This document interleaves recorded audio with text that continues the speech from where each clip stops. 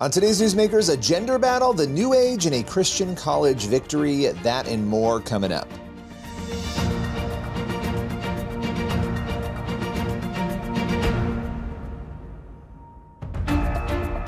Welcome to Newsmakers, a show where we go behind the headlines each and every week to bring you interviews with your favorite pastors, entertainers, politicians, and other notable news figures. On today's Newsmakers, we're joined first by ex-psychic Jen Niza. She's here to break down the shocking new numbers showing Americans' relationship with horoscopes, tarot cards, and more. Let's welcome Jen to Newsmakers. Well, Jen, once again, we have an interesting report to break down here. There is new research from the Pew Research Center, and they do some really wonderful research. So it's interesting that they dove into astrology, tarot cards, and fortune tellers. And what Pew found was that 30% of Americans, about 3 in 10 Americans, use these things at least one time a year. Again, that's tarot cards, astrology, fortune tellers. As a former psychic medium, what was your reaction to these numbers? Oh, I thought it was horrific, to be quite honest with you, but I can't say that I'm completely surprised. I agree that it's great that there was a study done on this to let us see what's going on. In this article, it went on to say that low percentage doesn't necessarily, you didn't even ask me that, Billy, I'm sorry, but doesn't necessarily believe, and that's a big problem. Many people are going because they think it's entertainment, but I want to argue something as a former psychic. How sure are we that they don't believe a little bit? How do we know that when they go for that reading, it's not like, oh, I wonder what they're going to say or what's going to come out for me in the cards or the astrology chart? Yeah, well, and the other thing, when you're surveying people, it's like when you ask somebody, when's the last time you gave a donation? People will always, and I don't have the numbers in front of me, but they'll always say, oh, it was like last week or last month, because you actually believe that, but really it might have been a year ago that you gave money. When you're answering certain questions, you may think that the researcher will think it's silly if you say you believe, right? So I would bet you're right. I would bet that that number on the trust factor is actually higher, which is unfortunate. And, you know, to reiterate what you said, 2 in 10 say that they do it mostly for fun. 1 in 10 Americans said that they engage mostly because they get helpful insights. So people might downplay that and say, oh, well, it's only 1 in 10, you know, people who are saying that. That's a pretty large number of people still, though. I mean, right, that are actually finding helpful insights in this information. I don't know if you want to reflect on that at all. Yeah, on both points that you just made. I mean, number one, whether you believe or not in it, and you're just doing it what you believe is for entertainment, you're opening a demonic door, which is so heartbreaking. That's just the truth of it. If you're going to use a tool of divination, you're going outside of God's will and boundaries. It doesn't matter what your reasoning is for it, and then you're inviting that into your life. So that's really heartbreaking. For people that say that they're going to it for insight, for wisdom, hello, I did that myself. I totally understand that. And especially in such a chaotic world that we live in. And I totally get that desire. Yet that's the desire man has had since sin came about and Satan tempted Eve in the garden, right? We want to know what we aren't supposed to know, except that it's not true. The enemy works in half truths, right? So, hey, let me give you a little something that already happened in the past. And now I've got you hooked. I will report that to you accurately. Now I've got you hooked, and I'm going to start giving you all my other lies. And the lie is that one of the biggest ones, that you should even be going to psychics and tools of divination for your help, for your wisdom, and for your decision making. It's really upsetting. Well, and the thing that people need to understand is you, as a former psychic medium, you were not just a psychic for 3 months, for a year. For the majority of your life, you spent in that world from very young until you were in your late, 30s. I mean, you believed this. You believed it was real. You believed you were helping people. You believed that you were connecting. You were giving them, their fortunes. You believed you were connecting with the dead. Talk a little bit about that, just so people understand, because we can say all day, well, most Americans don't really think there's anything going on here. They're just doing it for fun. But as a practitioner, you actually believed very much so, and you were engaging with the spirit realm, just not the types of spirits you thought. Right, 100%. And I truly had a compassion for helping people. And I believed I had this gift from God. as it was reported to me from the New Age community. And I believe that because that was an explanation for what was going on. Why else was I getting detailed information, not random, detailed information about random people and random places, but then also when I was doing readings on a regular basis. So I was going around anywhere I went, I was followed by this multitude of demons feeding me information and using me as a pawn for the evil one. So that made perfect sense to me. And I really did want to help people. On the flip side of it, as the client, I also was a client many times. I was getting readings for years of my life, Billy. As you know, my first one was at 13. And after that, I too went to divination. Even when I did my own readings, I did automatic writings on myself. I channeled. I went into a meditative trance-like state and I channeled, and it was always to ask a question, to find something out about my life. So I can understand both, but the reality is that this is a very real thing. It's really demonic, and blowing it off as some sort of game or entertainment party fun thing is a very dangerous thing to do. Well, and I think to your point earlier, there's more to it than that. Even if people are doing it for fun at a party, they think that there's some truth in it. There's something, even if they think it's fun, that they want to pull from it, which is why they're engaging in it. And the thing that really showed up in the research, some different groups of people, I'm just going to talk about one right now, young adults, especially young women, they are more likely to look at astrology and horoscopes than most other groups. Why do you think young people, especially young women, are so entrapped in that when you compare them to other age groups and other individuals? You know, I wonder if it really goes back again to the garden, Billy. I mean, it was the woman who was tempted by the serpent and hey, listen, I'm not trying to be sexist or anything here.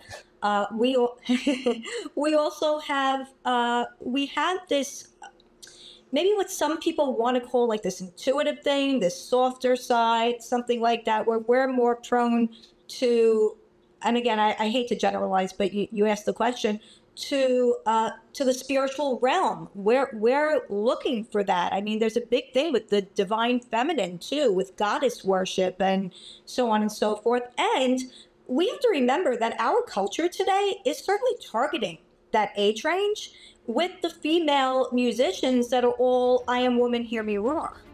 Jen Niza, as always, thank you for your time. God bless you, Billy. Find out more about Jen's new projects and ministries at ifoundchrist.com and xpsychicsaved.com. We'll be right back in just a moment with more Newsmakers.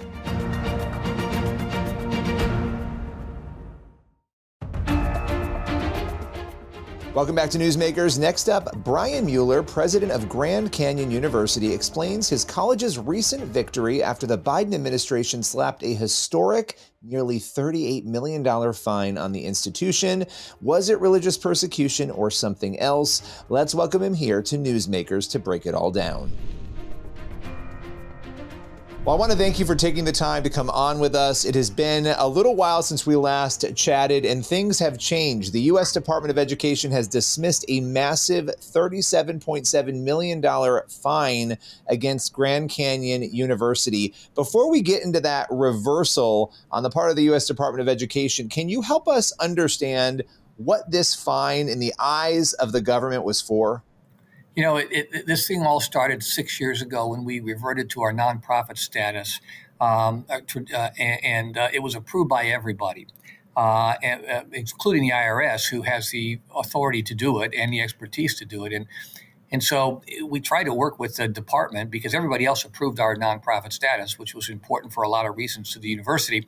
But when we couldn't get them to do that, we had to file a complaint. Once we filed a complaint, they started retaliation. And they opened up 5 different investigations that literally has cost us millions of dollars to defend ourselves. And one of the things that they looked at thousands and thousands and thousands of documents and eventually centered on, we think you misled your doctoral students around the time and cost to complete a degree. I said, listen, you can accuse us of a lot of things, but not that. We are a leader in that area, recognized that way throughout higher education, and presented at 7 major conferences around that. And so obviously we're not going to accept that. Not only did they say we misled them, but they fined us $37 million, which was the largest fine in the history of the Department of Education. Obviously, we said that we were not in the mood to negotiate a single penny of that. We wouldn't pay it even $1 because not only is it not true, the opposite is true. And so eventually, with the new administration, they took a fresh look at that historically huge fine against the largest Christian university in the country, which, by the way, they fined the other large Christian university in the country, Liberty, within weeks of finding us a record amount. And they said there's absolutely no substantial evidence here that Grand Canyon University misled any students. There have been no student complaints. We asked them for the student complaints. They didn't have any. And so they reversed the decision, which was obviously a huge win for us. We're not surprised by it. We thought that would happen, but we're thankful that happened.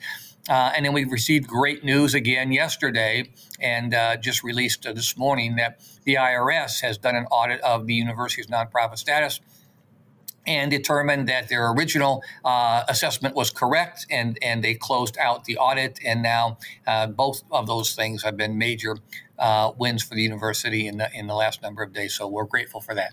Okay, so I have to ask you this, and we've talked about this in the past, but when you look at what went on with GCU in particular, do you feel that this was an attack in some sense or a pushback on the fact that you are a Christian university? Did you feel like there was a faith-based element to this, a political even element to what you have described as a targeting of your university? Absolutely. There is no other substantial reason for the incredible attacks that they've levied. We had a bipartisan letter signed within Arizona. So it was written by Andy Biggs, but then it was signed on both sides of the aisle. It was signed by the Democrats, including our two U.S. senators, Mark Kelly and Ruben Gallego. It was signed by Republicans. Those people that are close to us and know us and know the contribution that we're making as a Christian university in Arizona, it's very significant. And they asked that our nonprofit status be awarded immediately. We invited the few people in Washington that were causing this to happen, to visit the campus and do their work here at our expense. They can talk to anybody that they want. They can look at any records that they want. And we just haven't been able to engage them in a way that they would view the university with an objective lens, which was very disappointing. And so we were left with no other, because I've been asked 1,000 times, as you might imagine, why is this happening? You've gone from near bankruptcy 16 years ago to now being the largest private university in the country. And as one who implements the Christian worldview perspective across all colleges and programs and through all of our coursework, we're having a significant impact. And that was not the way those people wanted the future of higher education to go. Now, I know we have to go in a minute here, but I want to ask you this. What advice would you have for others about maybe not backing down? Because you guys refused to pay one penny towards this. You held your ground. What advice would you have for other Christian institutions who might be in similar positions in the future? We so believe in what's happened here and that God has been a part of this. We thought we had a good plan 16 years ago when we came here. The university was on the verge of bankruptcy. There were 900 students on the campus, and all this has happened in 16 years. Did we have a good plan? Maybe, but we could have never predicted it was going to turn out like this. And so we know that God is doing something real here in the furthering of his kingdom. And we weren't going to allow somebody to get in the way of that. We are being used by a God in the furthering of his purposes. And because of that, we just weren't going to let this happen. Fortunately, it has gone our way, and things are getting back to where they should be. And we're looking forward to what God has planned for this place going forward. Well, I so appreciate you taking the time, breaking down this story and giving us an update. Thank you so much.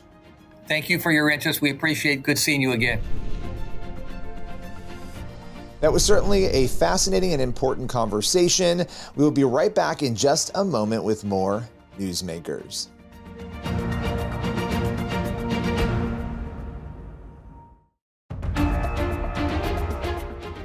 Welcome back to Newsmakers on the CBN News Channel. For our final segment, we are sitting down with Ryan Tucker. He's an attorney with Alliance Defending Freedom, and he's here to talk about a Christian summer camp and a lawsuit. The camp is suing the state of Colorado over a gender policy. It's an effort that the camp says will protect its religious liberty. Let's welcome Ryan to break it all down here on Newsmakers. Well, I appreciate you, as always, joining me to break down this story. This time we have a Christian summer camp in Colorado, and that camp is suing over this gender policy. Can you explain to us what is going on here? Sure. Hydra Haji, it's a Christian summer camp in Colorado. It's kind of an interesting name. It really is short for I'd rather have Jesus. It's an old hymn. But they serve about 3,000 campers each summer. It's a Christ-centered camp, but they welcome children of all faiths and backgrounds to camp each and every summer. But it does require campers and their parents to abide by the camp's Christian policies. The problem is the state has created these new regulations that attempt to force the camp to disregard its own faith and mission to be able to continue operating there in Colorado. According to the state, the camp is now required to change its policies on these sex-specific facilities. So, for example, boys would be allowed into the girls' private spaces, the shower, the dressing facilities, even sharing a room with boys is now possible if one were to comply with these new guidelines. The camp obviously cannot do that. It requested an exemption. That request was denied, and so we had to bring a lawsuit. Yeah, this is important that we note this because the exemption was requested, and this is important. You said it was denied. Did they give a reason for the denial? Well, the only thing the state pointed to was state law, and then they also told the camp director to go talk to a lawyer. So that's exactly what he did. So they didn't give much of a reason other than say, you know, our hands are tied by state law, and, you know, you're welcome to go talk to a lawyer, and federal lawsuit ensued. So it's interesting because I know in a statement to CBS News, what the government essentially said was, and I'll read it here, the department will continue working in partnership with faith-based providers and camps within the confines of the law to ensure maximum participation. That obviously caught my eye because the confines of the law, that just goes back to this is what the law essentially says. And so we would have to follow that. Correct? I mean, break that down for me. Do I have that correct? Yeah, no, you've got it right. It's sort of a circular reasoning. You know, in Colorado, they've attempted in several different spaces to inject this gender ideology into different parts of life. So, for example, we represent Darren Patterson Christian Academy. It's a K through 12 school, and they have like a pre-K program. The state of Colorado, is trying to force this same component, the ability for members of one sex to go into the opposite sex if they identify that way. And they have that as a requirement in order to participate in the schools, the state's pre-K program. We had to file a federal lawsuit there. That case is still being litigated, but the same principles, the same defendants, in fact, are involved in this lawsuit as well. You know, it's interesting. You filed this lawsuit May 12th. You know, obviously, Alliance Defending Freedom, you're coming alongside this camp. What is the lawsuit seeking? I think we have a good understanding of that probably, but I want to just have you reiterate that. What are you seeking in the lawsuit? What are you hoping to see happen here? Well, we want to see the regulation be enjoined so that this great Christian camp who's been around for 75 plus years can continue serving the kids there in the state of Colorado. It's not going to comply with these new gender ideology requirements, and so therefore we need to seek relief from the court.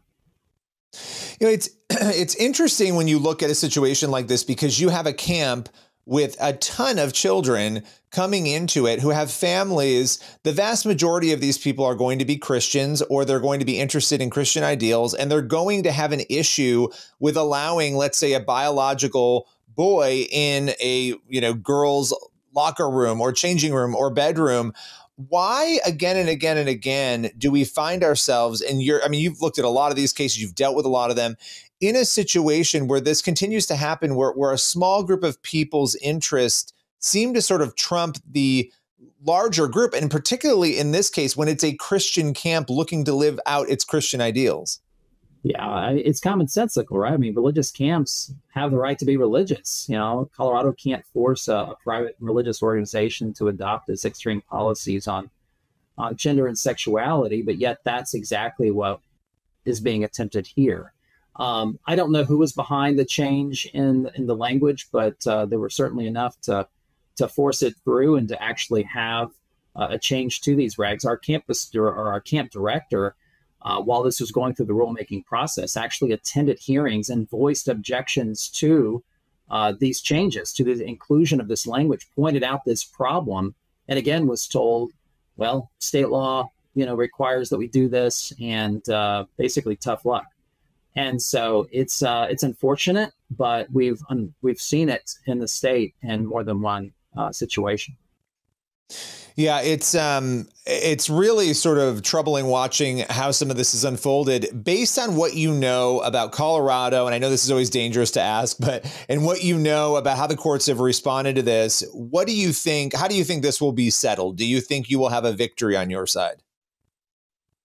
Well, it's really easy for the state right now. They could just simply, say yes to the camp, to this Christian camp, and to others perhaps that seek an exemption and allow them to minister to the kids that they've been doing so for decades. Unfortunately, though, again, this is just the latest string in a long list of situations where the Colorado government has sought to force this sort of radical agenda into all aspects of the state. You consider Jack Phillips through Creative, several cases that have gone to the United States Supreme Court. And most recently, we're representing a counselor in a censorship law that would force counselors there in the state to adopt the state's practice of pushing gender ideology on their clients. And so that case is actually going to the U.S. Supreme Court in the fall. But this isn't our first rodeo in Colorado. I wish it, our hope that it's our last. But if history is an indication, Colorado has not gotten the message yet.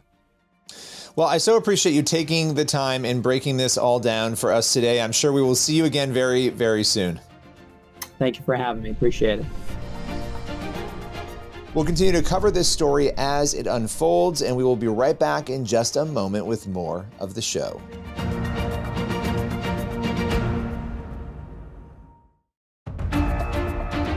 That's all for today's Newsmakers. Thank you for watching, and be sure to head on over to the CBN News YouTube channel. That's where you'll find the full interviews you saw on today's episode. As for this show, we will see you again next week.